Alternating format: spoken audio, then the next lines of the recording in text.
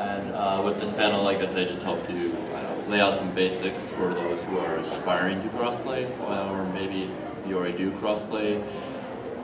Maybe introduce you to some methods that you haven't heard about before, because there's just so many different ways to go about doing this. I'm just going to begin the way that most presentations often do, and that's usually with a very obvious question that I hope most of you already know the answer to. And quick question. Sorry, I think you're. Mike. The ladder thank you for that, Bernard. We got you. Thank you for that, Bernard. Anyway, friend of mine. We're going to begin with the obvious question, the ways these presentations often do. What is crossplay? These are just some of my favorites that I found online. Of course, it's exactly what it says on the tin. Crossplay is a subset to cosplay, where the cosplayer wears a costume of a character that's opposite their gender. Some more of my favorites that I found online. And basically, before we start talking about this fun stuff, we're going to get serious for a moment. I'm just going to lay out about, basically dispel some stigmas or misinterpretations that comes with crossplay. And the first one I would say is to not assume anything, because cross-dressing or even cross-playing is not an indication about someone's sexuality. And truthfully, it's nobody's damn business. Otherwise, if some people have trouble with pronouns, and the easiest way to solve that problem is to simply ask. I'm pretty sure the person will really appreciate it. Otherwise, you can stick to very neutral terms like they or them. That just works with everybody. And then, like the last one, I would say it says serious business, and well, I mean it. It's not a really a joke. I mean, I'm pretty sure there's like a subset, especially for men who crossplay, who kind of go for it, maybe kind of a joke. I mean, I'm pretty sure you ran into a man bae or something like that at a con, and well, that's all fine and dandy for them. But there are men who crossplay who take it about as seriously as any other cosplayer. So now, the transformation from male to female is going to take a lot of time, work, and of course, a lot of makeup. It's cheaper than surgery, but not by much. That's one of the first things I learned. There's, again, many ways you can do this, and there's like, you can look up about so many different tutorials from every social site imaginable. But this is just the routine that I find that works good for me. If you have a routine that works better, I mean, feel free to adapt it in any way. This is just what works for me. Typically, you're going to begin with moisturizer, so your makeup is easier to wash off, freshens your face up a little bit, and then you move on to the concealer, which is going to conceal those little blemishes on your skin. It's also good for under the nose, which usually your foundation doesn't get that area. And of course, you're going to choose a foundation that matches your own skin tone. And the bronzer should be applied on places where, of course, the sun would naturally hit, as I say here, and of course, hides that nasty 5 o'clock shadow, or like those pesky little hairs that might be growing back a little bit. That's a tip that I found out that's really like. So, and then of course you're gonna.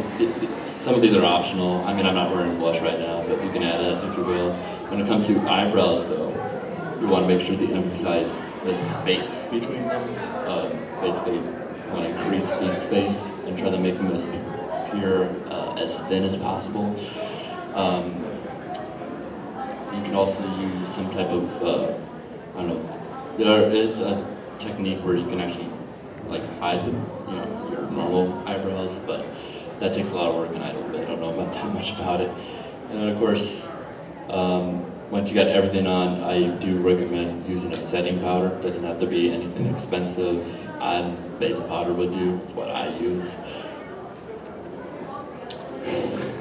Now we're going to get a little personal here for a moment, and there's really no delicate way to go about talking about this, so I don't mean to make anybody uncomfortable, but we're going to talk about tucking. So just a warning, this might be somewhat graphic, but I'll try to use as much, try not to be as that explicit. Basically, the whole goal is to push the boys back from whence they came. There's a natural pocket where they descended during puberty, and your goal is to put them back where they came from. Now, it takes, this is really easy once you get used to it, but it will be easier maybe if you take a shower or if you're lying on your back. But once you find them, it's just, you'll just gently pop them back into place and make sure it's gently. I mean, if you're feeling it, this is generally a painless process. So if you feel any pain, you just stop what you're doing immediately because it's wrong. And it could be irreversible if you continue. So, but like once you got everything basically into place, and like pop them into place, that's when you'll apply paper tape. I definitely recommend paper tape. That's the least painful. And I don't recommend duct tape at all. I mean, drag queens use duct tape, but that's normally because they have to, because their costumes are a lot more skimpier. And they need something like that. Otherwise, I would recommend, yeah, just medical paper tape. It's, the only downside I would say to it is that sometimes the adhesive, there would be like kind of a, I don't know, just kind of stickiness, like the kind of like, I don't know, like grayness, like it gathers dust. But it's a pretty easy fix. Also, another pointer is you probably want as little hair as possible. Less hair, less pain is a simple equation. And of course, going back to tucking, once you get everything back into place, then you'll apply your tape, and then of course put on your underwear, maybe some Spanx that really hold everything together, and you should just be good to go. You can do a lot of shaving, trust me. I definitely recommend joining something like the Dollar Shave Club because it gets really expensive if you stick with like the name brand stuff.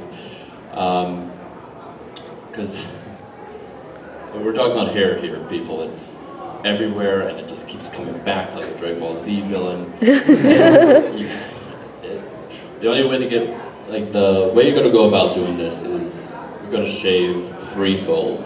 That's, of course, with the grain, against the grain, and then across it. I would recommend starting with a new razor every day that you're going to go into Crossplay, just to make sure you get the goal is to get to be what I like to call K-pop boy band smooth. It's like very smooth, flawless, and that's of course the way you go about it. And after you're done shaving, then of course you can apply your moisturizer, something like baby's oil to prevent unsightly bumps. That's especially when it comes to shaving your legs. Baby oil will definitely be a very good help there.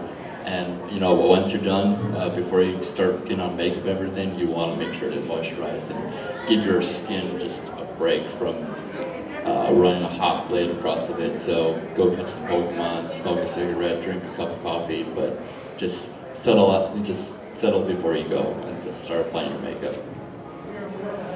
Now we're going to talk about getting a bra. Getting a bra might be it's a very, I'm sorry, it's just really funny to say. It's going to be kind of awkward if you're going into a store. But keep in mind that whatever store you're buying it from, actually, you probably aren't the first male who has bought one there. So that's a good thought to think of if it seems uncomfortable. And not to mention, you're a customer, your money's as good as anybody else's. They're there to serve you. So just some thoughts about that. Otherwise, this is one of the many areas I would say getting find yourself a female friend. It's a very, just an endless resource. But of course, one that's not available from everyone, but I would definitely recommend it. Now, when it comes to actually making breast forms, one method that I come across that I really like, I mean, I even have some experiments over here, is you use balloons and rice. The idea is to basically, of course, fill up balloons with your rice, but it's like about, I say 2 cups for like a C cup. It's not, I don't know, it's not exact science because it depends on the balloons and the rice. So it's going to take some trial and error, but once you get around to it, from what I hear, they're pretty good. People even use birdseed when it comes to this. The only disadvantage about this, I would say, is that, well, the balloons can break. So if you're cross-playing at a wedding, that's the only time it would be convenient. Otherwise, the pros are is like, well, if it breaks, it's very easy and cheap to replace them. These are some experiments I've kind of made. It'd probably be really good fun for you to try to get those through airport security. And then, of course, when it comes to like widening the hips, from what I hear, they use shoulder pads and duct tape, and you kind of make an oval shape, and you duct tape them on, so they, of course, they're not going anywhere. I guess if you've seen the movie Tootsie, it kind of looks like something like that. Body language is a good way to, I think it can enhance a costume if you're going to go to a masquerade or do some photo shoots. Thinking about your body language is a good idea. Now you have to, of course, think about your character itself because, oh wait, wrong slide. Anyway, the idea is to be more closed off. They say it's kind of like a upside down triangle. I mean, you kind of can see that with the way Ash is standing there, as Ashley, of course. And of course, when you're more, basically everything's closer together, your arms and everything, legs tucked in, I mean, legs crossed, everything. One good way to make your movements seem more feminine is to kind of pretend there's kind of like a string, an invisible string on the ends of your hand, and kind of just let it work. It really kind of works to make some of your motions seem a lot more feminine. Just kind of emphasize that. But of course, whatever character you are doing, you have to consider how feminine they are because the Agamemnon isn't going to be the same way that the Rose Bride is going to say. I mean, they're going to be completely 2 different characters. So you just have to think about that. But otherwise, the typical idea, yeah, is to be more closed off, arms closer together, and with your legs crossed. And now we're going to talk about the road to being a man, which, oddly enough, begins with makeup. Anime makeup. For this, you're going to begin with your moisturizer because that's what you're going to start with, and then you're going to go with a foundation that is going to be applied like you would normally do on any day, but maybe a shade or 2 darker, and definitely along the jawline to emphasize that. Then you're going to go to bronzer to basically on the sides of your nose to make it seem more prominent, kind of more big, and then of course on your cheekbones to make those more prominent. You're going to, any type of mascara or eyeshadow is right out. I mean, unless your character is a pretty boy or a showing, I would definitely avoid it. Or maybe if you have white eyeliner, that's all right, but definitely out. For your lipstick, you will actually want some type of nude colored lipstick. Basically, just de-emphasize them, kind of mute the natural colors of them. And then, of course, we've got binding is a big part of this. And there's a lot of different methods, and this list I have here is just from, it's just a kind of variety of methods that are either from the most expensive, the most comfortable, the most, so any one of these methods probably would work. The ones that probably use the most are bandages. You want bandages of a very good sufficient width, about 6 inches, so they can cover the most ground and hold everything up. You don't want anything with Velcro or like anything that's sticky or loose, like the sticky type of bandages, because they're just useless. It's kind of like a wet noodle. And it's just going to fall off easily. And Velcro, well, that doesn't really sound, I don't know if you want to wear Velcro. I mean, that doesn't really sound like it would be comfortable at all. Now, when you're putting on your bandages, you want to make sure that you have room to breathe. Breathing is healthy. And if you are wearing bandages at a con, I mean, don't feel any shame if at any point in time that you need to actually like take them off, because, I mean, it's crushing your ribs. I mean, doesn't sound very comfortable. So if you need to take a break with bandages, go right ahead. Otherwise, there's sports bra. I mean, if you have a smaller chest, sometimes the sports bra is probably all you need to do to reduce that. Of course, this is not available for everybody, but it's pretty cheap and easy to attain. And then sports ball, shirt, and duct tape.